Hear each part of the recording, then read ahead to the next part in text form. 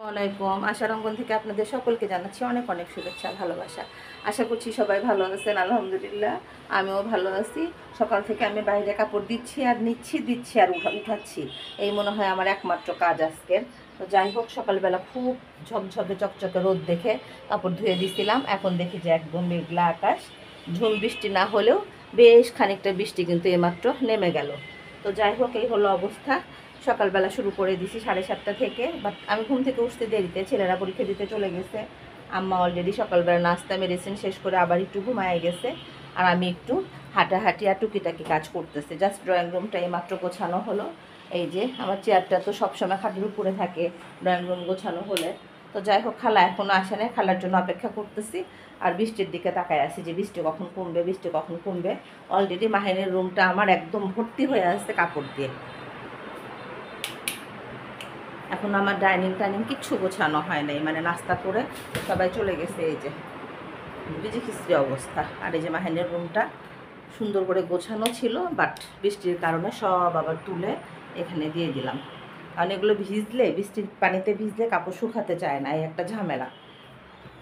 এইগুলো সকালবেলার সমাচার। এখনও যে বৃষ্টি আবার আসবে না সেটা বোঝা যাচ্ছে না। কাপড় যে আমি সব বাইরে দিয়ে দিব সেটারও একটা সাহস পাচ্ছি না।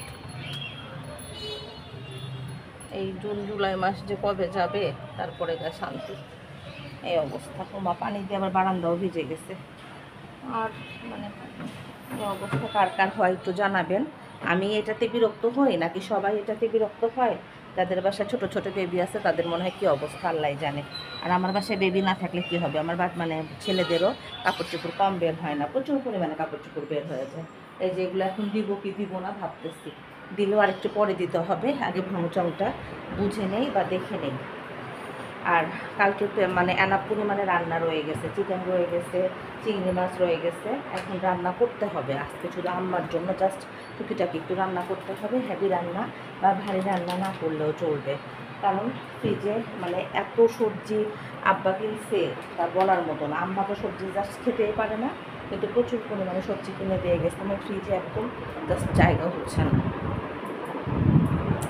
আব্বার একটা ধারণা যে আম্মা প্রচুর পরিমাণে সবজি খেলেই তার ডায়াবেটিস কমে যাবে, সে সুস্থ হয়ে যাবে।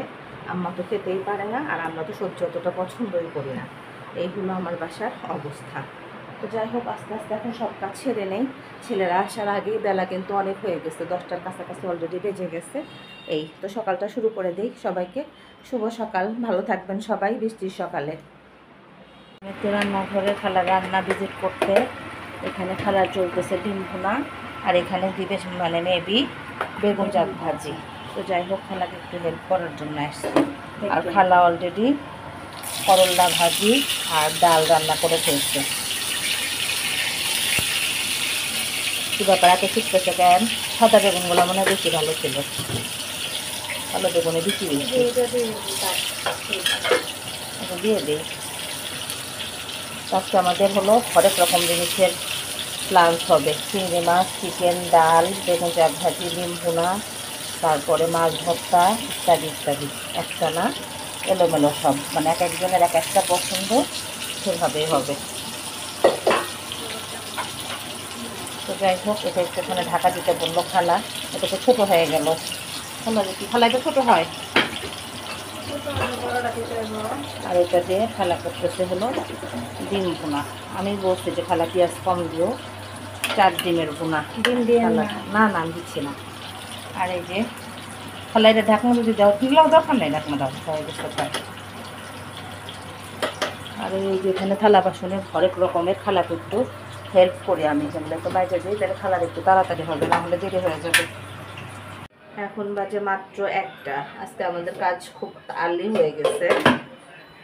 তো যাই হোক, ভীষণ মাহিন স্কুল থেকে চলে আসছে, সবার ক্ষুধা লেগে গেছে। কীভাবে ফ্রিজ খুলে রাখলো কে, আমি নাকি ইয়া করতেছে। টেবিলে সব খাবার দাবার খালা দিয়ে গেছে, এই যে হাবি যাবি সব। এখন মিশন কি এখন ভাত খাবা?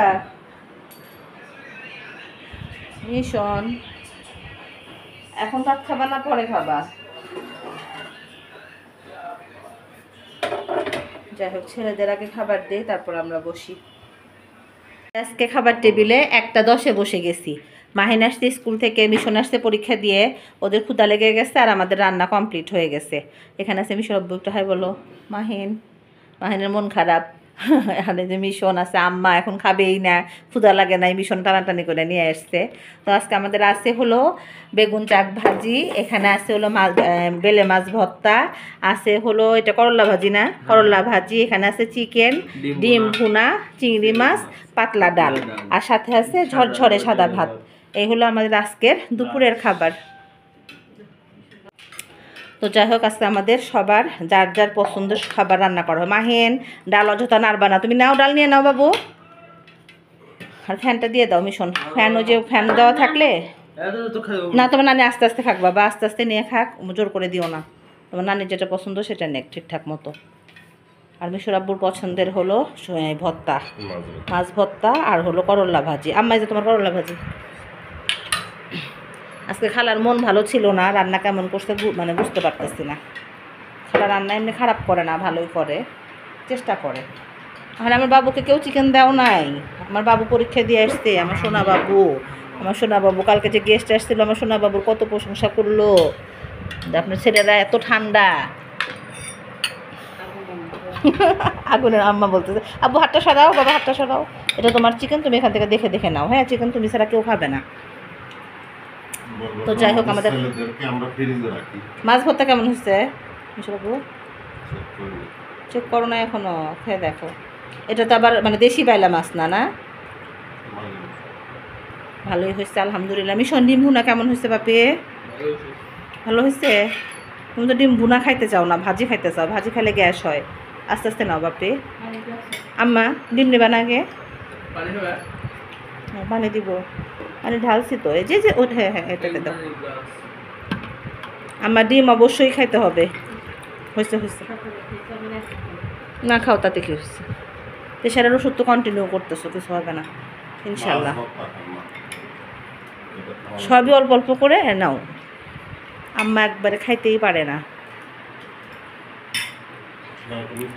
হ্যাঁ, গ্রেবের পর অনেক পর 8:30 বাজে, খালা বানাচ্ছে হলো। খালা ফ্যান দিব নাকি?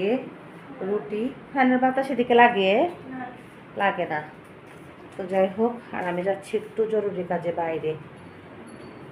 আম্মা খাচ্ছে একটু স্যুপ। আজকে বিকালবেলা কেন যেন ফোন ধরার কথা জাস্ট মনে ছিল না, মানে মনেই নাই ভিডিওর কথা। স্যুপ ঠিক আছে আম্মা? তো যাই হোক, আম্মা এই যে কিচ্ছু খাইতে চায় না, পারেও না। জাস্ট একটু স্যুপ রান্না করে দিছি, তাই নিয়ে একটুখানি বসছে। এটা খেতে আম্মার অনেকক্ষণ লেগে যাবে। তো যাই হোক, আজকে ভিডিওটা এই পর্যন্ত রাখি। অজানা কারণে একটু মন খারাপ লাগতেছে, গরমও লাগতেছে প্রচণ্ড, ভালো লাগতেছে না। ফ্যান বন্ধ করে কথা বলা সম্ভব না, ফ্যান বন্ধ করলেই একদম গরমে দেখা যায় যে অস্থির হয়ে যাব। এই তো বাতাস আছে বাইরে যেয়ে দেখি কি অবস্থা হয়। তো যাই হোক, ভিডিওটা আজকে এই পর্যন্তই রাখি। সবাই ভালো থাকবেন, সুস্থ থাকবেন, আশার অঙ্গনের সঙ্গে থাকবেন। আমার চ্যানেলটি সাবস্ক্রাইব করবেন, আম্মার জন্য দোয়া করবেন, সাথে গঠনমূলক সমালোচনা করবেন। তবে যে পর্যন্তই, আল্লাহ হাফেজ।